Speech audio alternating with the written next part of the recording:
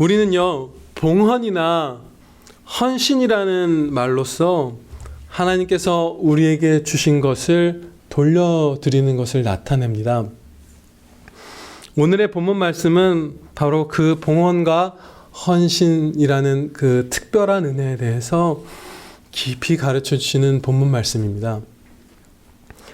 이 봉독해드린 말씀에서 여러 번 반복하고 반복해서 기록하고 있는 세 가지 사실이 있어요.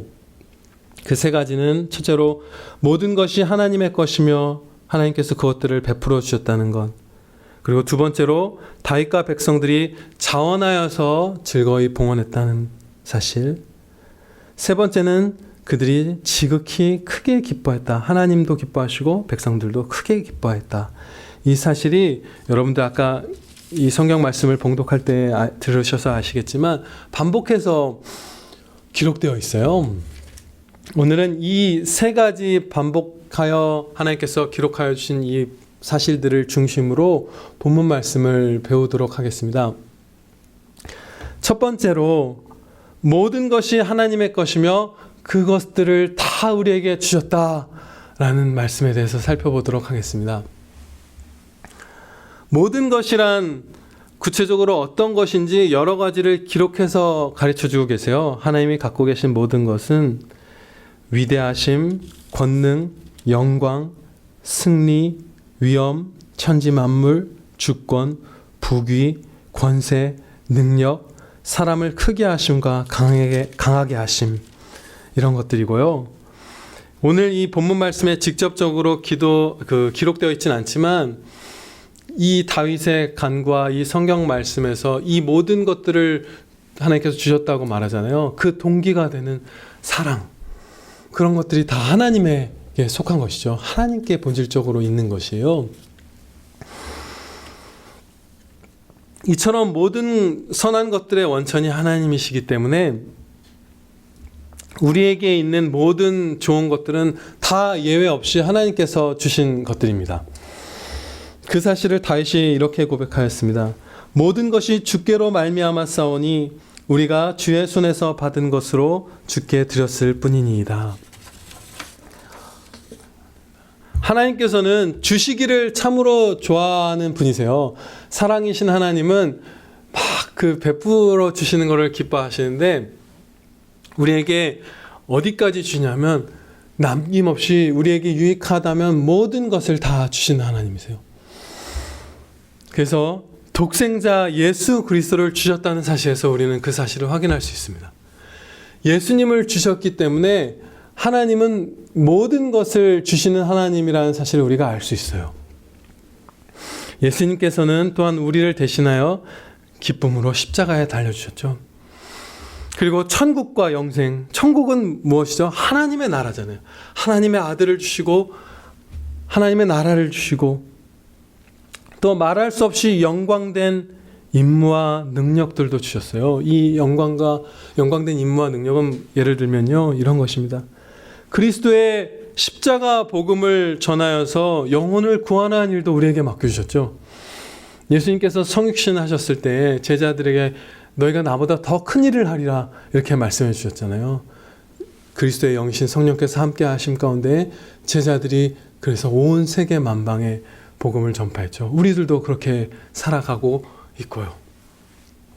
이처럼 하나님께서는 모든 것을 다 주세요. 하나도 숨겨두거나 안 주고 이렇게 쟁여두신 것이 없이, 아껴두신 것이 없이 우리에게 독생자 그리스도까지 다 내어주십니다. 반대로 우리는 하나님께로부터 항상 받는 존재입니다. 우리의 생명과 존재와 활력과 모든 능력과 우리가 사용하는 것들, 이런 것들을 전적으로 100% 하나님께 지속적으로 공급받는 존재예요. 예. 이제 그 두 번째 본문 말씀의 부분을 살펴보겠습니다. 두 번째로 다윗과 백성들이 자원하여 봉헌하였다라는 이 반복적인 기록에 대해서 살펴볼게요. 다윗과 백성들은 하나님의 성전을 짓기 위하여 억지로 헌신한 것이 아니라 즐거이 드렸다 이렇게 기록하고 있어요. 자원하였다는 말이 이 본문 말씀에서 때로는 즐거이라고 표현되기도 하고 때로는 정직하게라고 표현되기도 해요. 정직하게 감사한 마음으로 즐겁게 자발적으로 하나님께 헌신했다. 이 말씀이에요. 이것은 모든 참된 헌신의 특징입니다. 그런데요, 우리가 하나님께 헌신하는 것은 강제로 하는 게 아니다, 자발적이다, 이걸 가르쳐 주잖아요. 하나님보다 더 사랑스럽고 더 영광된 존재가 있음에도 불구하고 하나님께서 시키셔서 억지로 하나님을 사랑하고 하나님께 모든 것을 바치는 것이 아니에요. 하나님만이 가장 그리고 완벽하고 그리고 유일하게 본질적으로 영광되신 분이에요. 본질적으로 아름답고 가치 있고 영광되신 분은 하나님 한 분뿐이세요. 피조물에 어떤 탁월함이 있다면 그것은 하나님의 영광의 그 광채가 아주 그 일부가 그 피조물에게 비추어졌기 때문이죠. 그런데 우리가 만약에 살아가면서 하나님이 아니라 하나님 대신 다른 사람이나 무슨 업적이나 뭐 여러 가지 이 땅에 있는 어떤 것들을 우리가 숭배하고 사랑하고 거기에 헌신한다면 하나님 대신 하나님의 그 빛나는 옷자락을 비춘 거울 조각을 더 하나님보다 사랑하는 것과 마찬가지예요. 하나님의 영광을 비추임 받았기 때문에 피조물에게도 일정 부분 탁월함이 보여집니다. 탁월함을 주셨어요. 그렇지만 그것을 우리가 사랑하고 헌신하기 시작한다면 본질적으로 영광 되신 하나님이 아니라 그 영광의 광채가 비추인 그 한 조각밖에 안 되는 그 유리 같은 것을 섬기는 것이에요. 그래서 우리가 하나님을 섬기는 것은 다른 더 사랑스럽고 영광된 것이 있는데 억지로 섬기는 것이 아니라 우리가 좋아서 하나님께 헌신하는 것입니다. 그런데 왜 그렇다면 불신자분들은 그렇게 하나님께 헌신하지 않는가? 그것은 아담의 타락 이후로 모든 인류가 영적으로 사망하였잖아요. 그래서 하나님께로 영광된 것으로 기울어지지가 않고 오히려 사망의 음침한 골짜기를 스스로 찾아 헤매면서 그 죄악된 것을 즐겨하는 그 사망한 영혼의 상태가 되었기 때문이에요. 그런데 성령님께서 우리를 새 생명으로 거듭나게 하셔서 하나님께로 기울어지는 그야말로 진짜 살아있고 왜곡되지 않은 그 영혼, 새 생명을 주셔서 우리는 자발적으로 유일하게 본질적으로 영광 되신 하나님을 섬깁니다.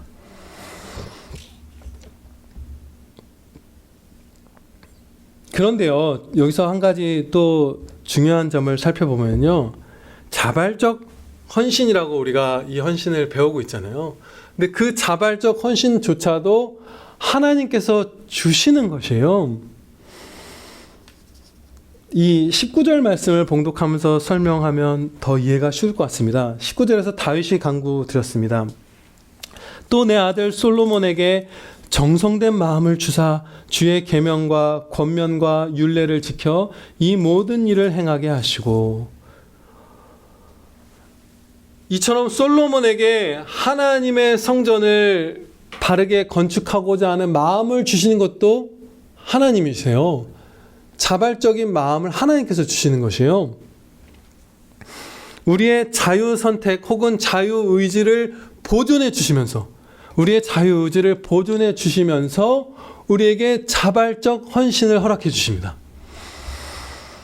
하나님께서 우리에게 이 자발적인 헌신을 주시는 방법엔 여러 가지가 있을 텐데요. 우리에게 가르쳐 주신 몇 가지 방법들만 살펴보면요, 우리가 헤아릴 수 없는 높은 지혜죠.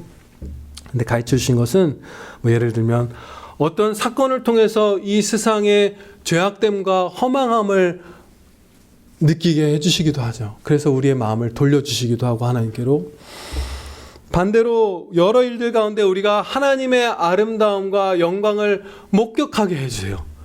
그래서 더 밝게 비추어 주셔서 우리가 이렇게 정신없이 혼미하다가도 하나님께로 자발적으로 나오게 해주시죠. 또 때에 따라 사랑하는 형제 자매들을 통해 권면을 주시기도 하고요. 여러 가지 우리가 헤아릴 수 없는 높은 지혜로 우리의 자유 선택을 보존해 주시면서 우리에게 자발적 헌신을 허락해 주십니다. 그러므로 이것을 우리 삶에 적용하면 어떻게 되냐면요, 자발적인 헌신의 마음을, 그러니까 하나님께 헌신하고자 하는 마음을 품으려고 할 때 혼자 여러분 끙끙 싸매시면 안 돼요. 기도드리셔야 돼요. 그러면 주십니다. 기도드리고 순종하면 이 불가능해 보이는 헌신도 하나님께서 반드시 우리에게 이루어 주실 것입니다. 자발적인 이 헌신에 있어서 다른 또 한 가지 중요한 점을 살펴보고자 합니다. 그것은 우리가 얼만큼이나 하나님께 돌려드려야 하는가 하는 질문이에요. 얼만큼 헌신해야 하는가? 본문 말씀의 상황에서는요, 성전과 그 안의 기구들을 만드는 데 필요한 금과 은과 여러 가지 보석들을 백성들이 많이 바쳤어요. 그런데 이 다윗이 이제 솔로몬에게 왕좌를 물려주고 이 성전 착공이 시작될 때에 그때 갖고 있었던 재산만 이 사람들이 헌신적으로 하나님께 드린 것이 아니라 미리 저축해 왔다는 것을 알 수 있어요. 그러니까 평생 모아왔던 재산을 하나님께 바친 것이에요. 16절 말씀입니다. 우리 하나님 여호와여, 우리가 주의 거룩한 이름을 위하여 성전을 건축하려고 미리 저축한 이 모든 물건이 다 주의 손에서 왔사오니 다 주의 것이니이다. 아멘. 이 말씀처럼 지난날부터 미리 저축해온 그 모든 것들을 하나님께 돌려드렸던 것이에요. 제가 이 돌려드린다는 표현을 여기서 오늘 종종 사용하는 것은요, 그냥 드린다라고 표현하면 조금 부족할 때가 있고, 돌려드린다라고 하는 것이 더 짧게 요약했을 때 우리의 헌신의 의미를 더 밝히 드러내기 때문이에요. 이 모든 물건이 다 주의 손에서 왔사오니 다 주의 것이니이다. 이 사실을 항상 하나님께 우리가 헌신했다는 사실에 다시 덧붙이잖아요. 또 14절에서는 모든 것이 주께로 말미암았사오니 우리가 주의 손에서 받은 것으로 주께 드렸을 뿐이니이다. 그냥 드렸다는 말만 기록하고 있지 않아요. 그 착각을 하도록 다윗은 내버려 두지 않았던 것이에요. 정직한 사람이었고요. 하나님께 받은 것을 하나님께 다시 돌려드리는 것, 그것이 우리의 헌신입니다. 그래서 오늘 계속해서 돌려드린다는 표현을 많이 사용할 것이고요. 다시 이제 이 집중했던 항목으로 돌아오겠습니다. 얼만큼 우리가 어디까지 헌신해야 하는가? 하나님께서는 저축한 금과 은과 보석만이 아니라 우리의 모든 것을 하나님께 즐거이 바치라고 명령하세요. 우리를 먼저 사랑하사 우리를 위해 십자가에 달려주신 예수님께서 이렇게 말씀하셨습니다. 예수께서 이르시되 너의 마음을 다하고 목숨을 다하고 뜻을 다하여 주 너의 하나님을 사랑하라 하셨으니 이것이 크고 첫째 되는 계명이라. 아멘. 요한일서 3장 16절에서는 십자가 사랑을 받은 성도들이 주님 안에서 서로 어떻게 사랑해야 하는지, 그러니까 하나님의 영광을 위하여 사랑하는 참된 사랑이죠. 그 사랑에 대해서 이렇게 말씀합니다. 그러니까 예수님이시죠. 그가 우리를 위하여 목숨을 버리셨으니 우리가 이로써 사랑을 알고 우리도 형제들을 위하여 목숨을 버리는 것이 마땅하니라. 이처럼 우리는 하나님께 우리에게 주신 모든 것을 돌려드려야 해요. 그런데 이것이 결단코 하나님께서 고행을 명하시는 것이 아닙니다. 우리의 핍절함을 명하시는 것도 아니에요. 돌려드리는 자에게 하나님께서는 은혜를 더 주셔서 더 풍성한 행복한 삶을 살 수 있게 해주세요. 오히려 고행은 반성경적이에요. 백성들은 이날 잔치를 벌였어요. 이날에 무리가 크게 기뻐하여 여호와 앞에서 먹으며 마셨더라. 그리고 28절에서는 오늘 봉독하진 않았지만 28절에서 다윗에 대해서 이렇게 말씀합니다. 그가 나이 많아 늙도록 부하고 존귀를 누리다가 죽음에.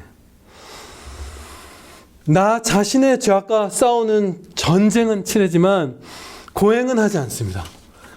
그리고 하나님의 영광을 위하여 형제 사랑, 하나님 사랑을 실천하기 위하여 목숨도 바치고 밤도 새고 아프기도 하고 재산도 다 바칠 수 있지만 고행은 하지 않아요. 그리고 그것을 다 자율적으로 하나님께서 하게 하셨습니다. 아나니아 삽비라가 초대교회 전 재산을 사도들의 발 앞에, 주님의 발 앞에 바치고 서로 필요에 따라 나눠 쓴 그 초대교회 시절에 아나니아 삽비라가 그것을 거짓되게 바쳤잖아요. 근데 그것은 결코 의무가 아니었어요. 강압적인 것이 아니었어요. 너희가 그냥 그 소유 갖고 있으면서 행복하게 살 수 있지 않았느냐, 그것을 가르쳐 주시잖아요. 그러니까 자유에 맡겨주시고 여지가 있고 누리게 해주시고 기쁜 마음으로 드리는 것만큼 하나님께서 기쁘게 받아주시는 것이에요. 그리고 순교의 자리도 우리가 나아가지만 결코 고행은 하지 않습니다.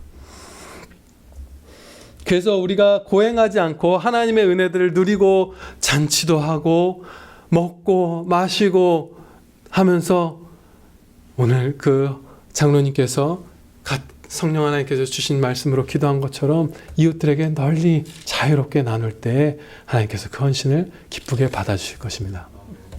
아멘입니다. 마지막 세 번째 부분입니다. 다윗과 백성들이 또 하나님께서도 크게 기뻐하셨다라는 이 반복된 이 기록에 대해서 살펴보도록 하겠습니다. 이 다윗과 백성들이 기뻐할 수 있었던 이유는 하나님께서 기뻐하셨기 때문이에요. 하나님께서 그들을 기뻐하셨고 하나님께서 기뻐하셨기 때문에 이 성도들도 기뻐할 수 있었던 것이에요. 모든 참된 기쁨은 다 동일합니다. 하나님의 기쁨 가운데서 우리도 기뻐하는 것이에요. 하나님은 기뻐하시지 않는데 우리는 기뻐하는 것은 사실은 잠시 우리가 착각하는 것이고 순결한 기쁨은 아니죠. 정말 참된 기쁨은 하나님과 함께 기뻐하는 것입니다. 예, 아멘입니다. 그런데 17절 말씀을 보면은요, 이 사실을 명확하게 가르쳐 주고 계세요. 하나님께서 정직한 헌신을 기쁘게 받으신다 이 사실을 다윗이 이렇게 말합니다. 나의 하나님이여 주께서 마음을 감찰하시고 정직을 기뻐하시는 줄을 내가 아나이다.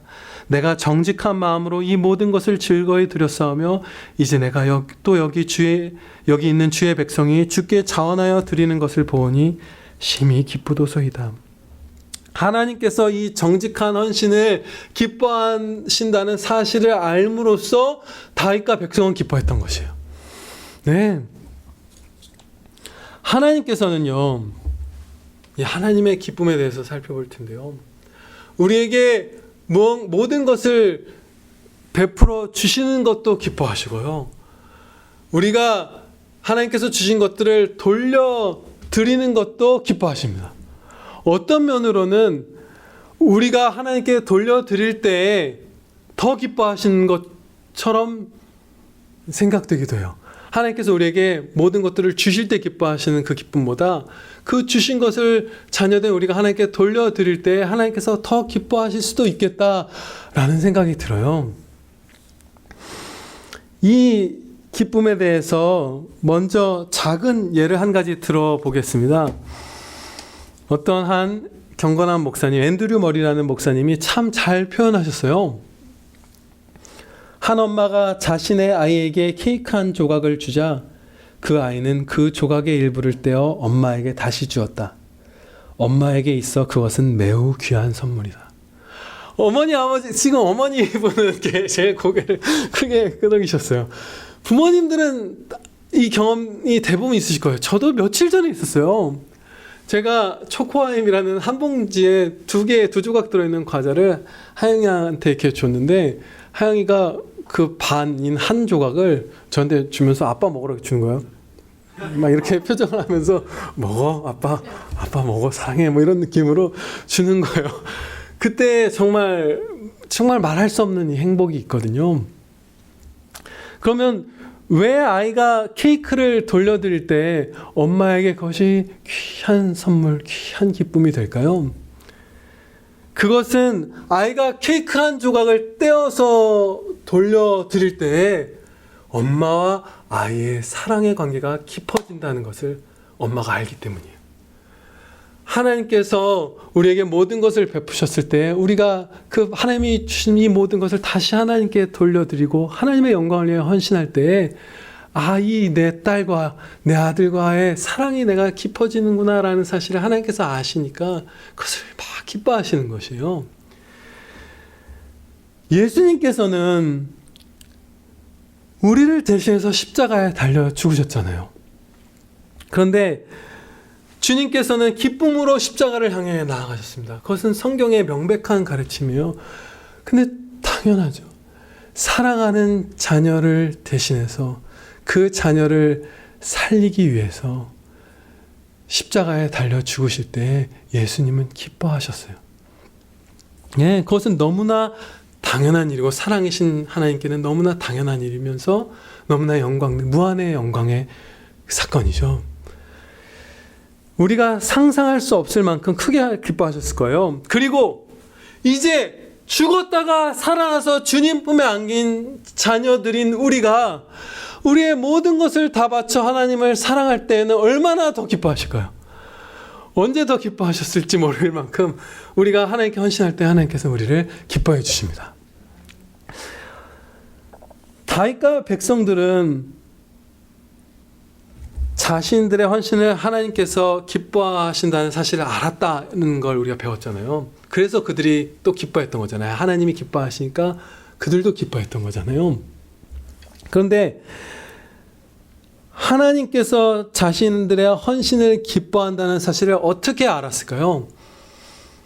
이 질문을 마지막으로 살펴보고 마칠게요. 다윗의 그 백성들은, 이스라엘 백성들은, 하나님의 백성들이 어떻게 나의 헌신을, 우리의 헌신을 하나님이 기뻐하신가, 그 사실을 어떻게 깨달았을까? 또 나아가서 이런 질문이 우리가 될 수 있겠죠? 우리가 하나님 아버지께 헌신할 때 그것을 하나님이 기뻐하신다는 사실을 우리는 어떻게 할 수 있는가? 동일한 그 문제가 우리에게 있잖아요. 그 다윗 시대의 백성들과 우리에게. 본문 말씀의 상황에서는요, 눈에 보이는 기적은 없었고요. 그리고 특별하게 들려오는 하나님의 음성도 이때는 없었어요. 선지자 다윗이었고 많은 기적을 체험한 다윗이었지만 이 정말 성경에 기록된 가장 기쁜 순간들 중에 하나인, 하나님의 가장 큰 기쁨이 드러나는 몇몇 순간들 중에 하나인 이 상황에서 다윗은 그러한 이례적인 하나님의 역사나 기적이 없었어요. 다윗도 우리처럼 그가 기억하고 있는 하나님의 말씀에 의지해서 하나님이 나를 기뻐하신다는 사실을 확신했습니다.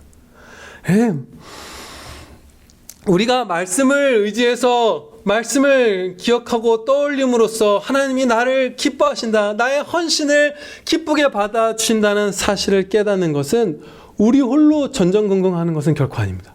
성령 하나님께서 우리 심령 가운데 직접 역사하셔서 우리가 하나님의 말씀을 확고하게 믿고 체험하도록, 하나님의 기쁨을 우리가 맛보도록 역사해 주시는 것이에요. 그게 성령의 감동과 교통하심인 것이에요. 우리도 이 다윗처럼, 이 이스라엘 백성들처럼 헌신하면서 주님의 말씀을 생각할 때 우리를 향하신 하나님의 기쁨을 체험하게 해주실 것입니다. 기도드리시겠습니다. 하나님 아버지, 우리는 하나님께 받은 것을 다 돌려드릴수록 더욱 행복합니다. 헌신할수록 하나님과의 사랑으로 충만케 됩니다. 아버지, 결단하게 해주시옵소서. 헌신은 핍절해지는 것이 아니고 고갈되는 것이 아니라 오히려 하나님의 은혜 위에 은혜로 더욱 충만해지게 해주시는 것이고 우리가 행복해지는 유일한 길입니다. 아버지, 이 헌신이라는 특별한 은혜를, 이 특권을 저희 모든 평안교회 식구들과 미국과 세계에 있는 가족들 다 풍성히 오늘부터 결단하여 누릴 수 있게 하여 주시옵소서. 우리 구주 예수 그리스도의 이름으로 기도하렵나이다. 아멘.